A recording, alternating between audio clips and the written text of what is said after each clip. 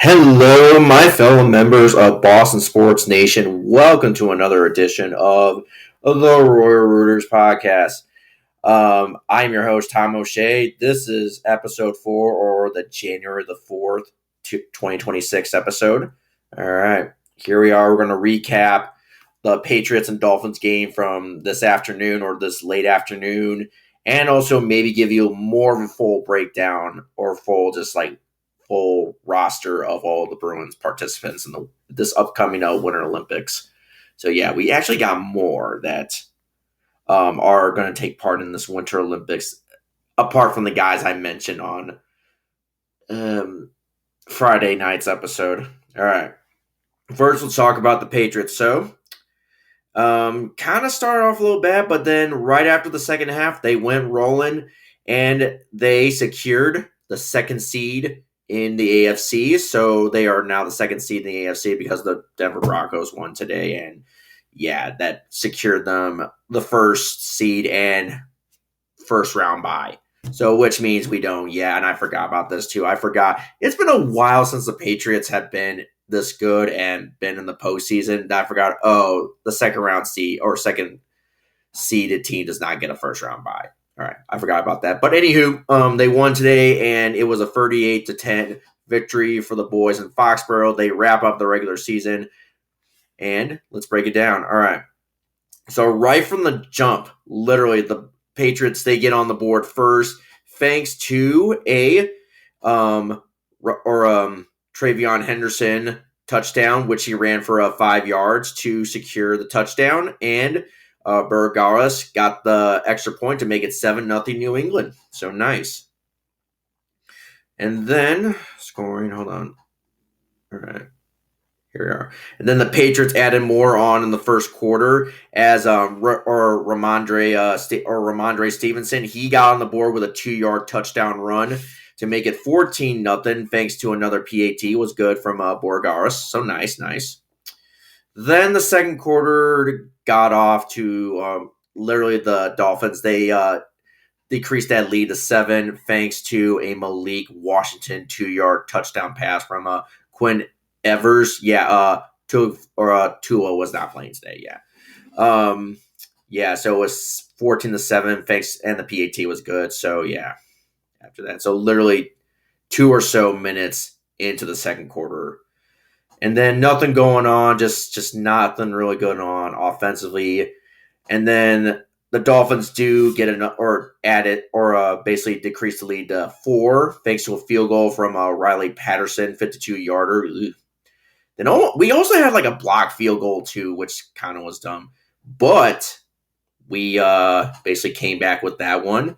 Literally right as the buzzer, or literally as time was winding down in till halftime or the first half, Burgaris, he hit a 59-yard field goal, probably longest so far this year, to make it 7-10 at halftime. And then third quarter, it was basically Patriots all the way.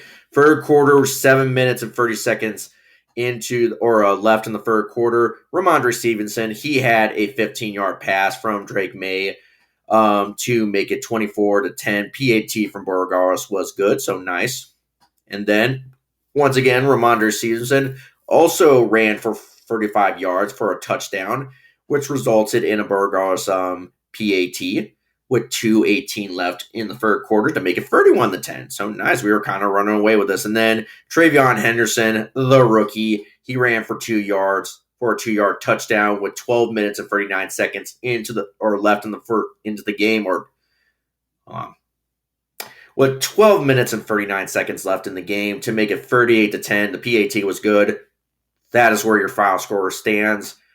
Yeah, nice. So yeah, as I said, Travion Henderson and Ramondre Stevenson, the running game was really good today. So yeah. I mean, it was good enough to the point that they had to bring in Josh Dobbs in, our backup quarterback. Yeah, they brought him in. They thought, yep, this game's over. Let's bring him in, give him some reps, give Drake May the rest of the day off. All right. So Ramondre Stevenson. Sorry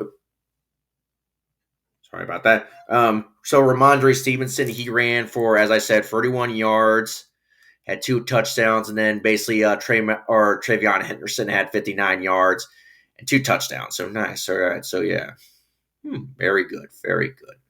Yeah, pretty good day today for the most part. Patriots just, yeah. There were some things I thought like maybe the defense could have played a little bit better too. I mean, especially in the first half. I mean, there were some plays too where I thought our offense looked dead. I mean, I was listening to the radio broadcast too. Scott Zolek and Bob Sosi. Yeah. I can't watch the game. Apparently, it's not available in my local stations. Yeah. We would rather show the Bears and the Lions instead. Yeah. Yeah, the Bears are still crap. I don't care how good they are right now this year. Yeah. Anywho, all right. So with the game ended. We finished the year 14-3, so nice. So really better than last year. I mean, what a turnaround from last year. Yep. It looks like, yeah, so that basically gives us the AFC East and also, as I said, the second round seed. But I didn't know this to start off with. I thought we would get our first round bye because I thought in the past that worked. But with the expanded postseason, our second seed doesn't get a first round bye, so they do have to play next week. Yeah, it's only the first seed that does, or the best team in the conference. Yeah, yeah, all right. But good news is, bright side, we do play some football next week. And it looks like our first round opponent or wild card opponent is the LA Chargers. They have to come to Foxborough on Sunday, 7 p.m. or 8 p.m. Eastern Time on NBC or Peacock. Yep, we're going to be on the cock. Okay, that was bad. That was bad. Sorry about that. Sorry. Yep. Jeez. All right, yeah, really good day today for the Patriots.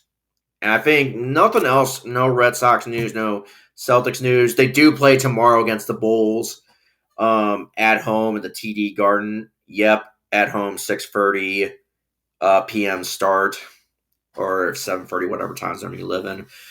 Oh, well, this game will be blacked out. Or I have to listen to the radio broadcast, which is Sean Graney and Cedric Maxwell, which that isn't bad. I mean, that's better than nothing. I actually do like those guys. Yeah. Let's not forget, before I was a daytime custodian or went over the days for my job, I was working nights, and this was the only way I could listen or stay tuned to the game. Put your earbuds in, play the game feed on the radio. Yeah. So yeah, from Joe Castiglione and now it's Will Fleming and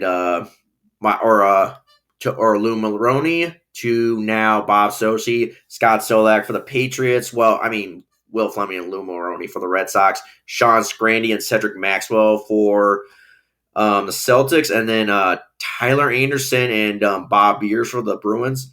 Yeah, I forgot Judd Surratt went over the TV. Yeah. Speaking of the Bruins, let's go over the full Winter Olympic roster, and then we're just going to call this a night. Yeah, I got to get ready for work in the morning. Yeah. All right.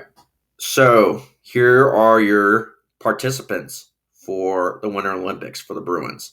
All right, for Team Czech or Team Czechnia, or the Czech Republic or Chechnya, it is Pavel Zacha and David Pastrnak. All right, good. These pastas on. Yeah, I was about to say Zacha. Yeah, should. Yeah, they both should be on there. All right. France has got a team, huh?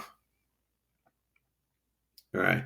For Finland, we have Henry Hukiaru as your a defenseman for Team Finland. Nice. Henry Hukiaru. Nice. All right. Italy. All right. Sweden, we got Elias Lindholm as a participant for Team Sweden. Nice. All right. Denmark, no. Germany. Oh, I was about to say I was trying to see him. or Strom was the coach. No, he's not. All right, and then Team USA, we got 2 participants. We have Jeremy Swayman as a goalie, and then we have Charlie McAvoy as the defenseman. Nice, nice. All right. So literally, so yeah, 6 participants. All right, that was correct. So yeah, 2 guys playing for Team Czech Republic or Czechnia, um, Pablo Zaka and David Pasternak. Then Team Finland, Henry Hukiarju, and then Team Sweden, Elias Lindholm, and then Team USA, Jeremy Swayman and Charlie McAvoy. We should have 7 guys on there, but 1 guy got snuffed out. I'm confused about that.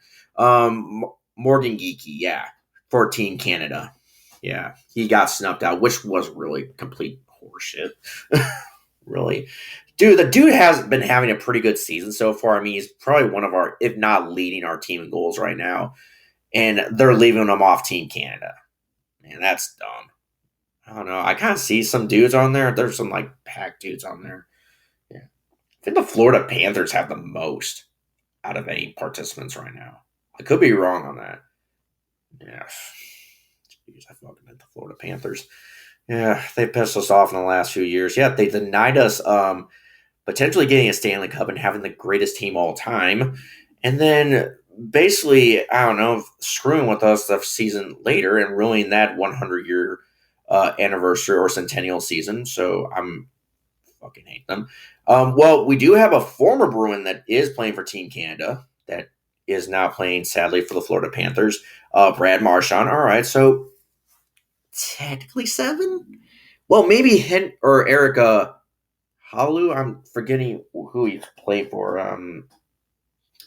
Crap. I just logged out of that. All right, but yeah. All right. All right, I think that's about it. I think we're just going to wrap it up for now. All right, so we're going to come back tomorrow to recap Celtics and Bulls, and then what other news might happen. Patriots news, um, Bruins news, or Red Sox news. Hopefully, maybe Bregman might re-sign with the Red Sox. It's more now kind of looking like he might, because it looks like now the Blue Jays are now out of the picture now because they signed Okinomo out from Japan. That was yesterday. So, and he pretty much plays third base. So that basically takes the Blue Jays out of the list now for the third base or another infield spot.